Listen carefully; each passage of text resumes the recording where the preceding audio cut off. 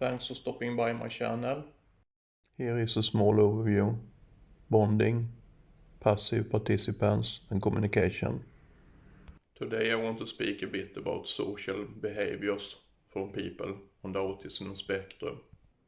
How to bond. People on the autism spectrum needs to see you do things.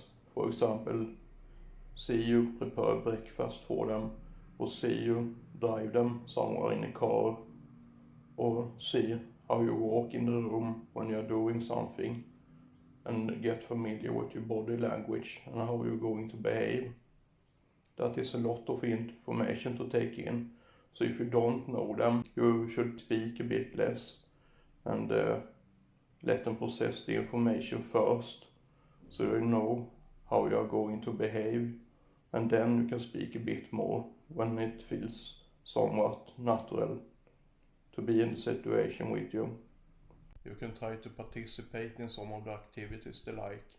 For example, if they play video games, you can sit beside them and look when they are playing. You don't need to speak much, but be in the activity with them.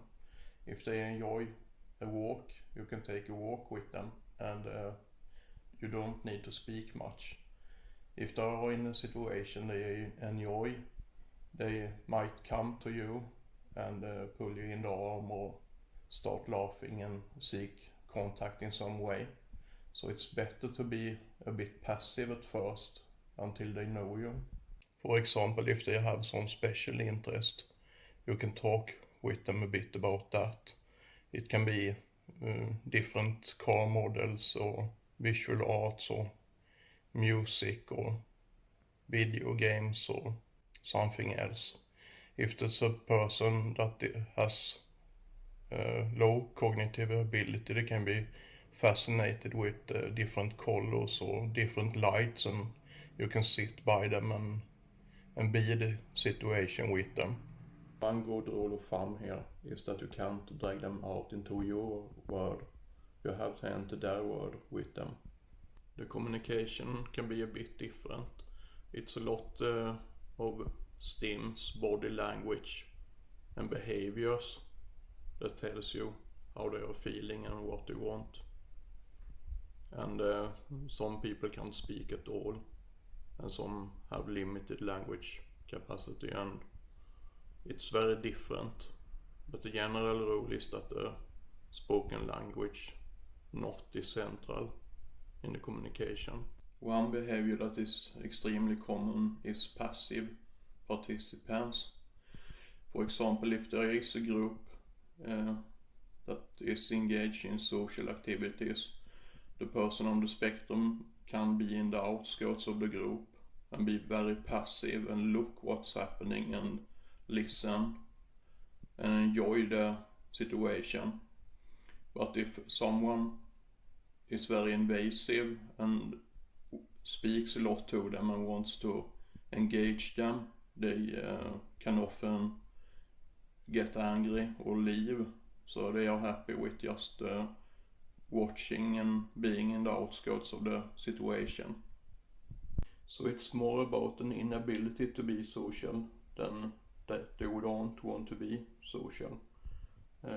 It's also in the wings triad. So they try to engage in the way they can. If they are in a group and have a lot of visual input and see what's happening and you approach them, you will send a lot of auditory input to them by speaking, and also sending information like body language and facial expression, and they have to process that information, make a decision and create an output, and that puts more cognitive load on them. So it can be a bit too much, and they are quite happy by being a bystander and observing the situation most of the time. One very common thing I've seen at the high functioning end of the autism spectrum is that people either become obsessed by understanding, for example, obsessed by psychology and psychiatry, like I am, or giving up trying altogether, getting drawn into some other special interest instead, like maths, quantum physics, or visual arts or some kind of engineering projects. Thanks a lot for watching. If you enjoy the content, please subscribe. See you next time. Bye.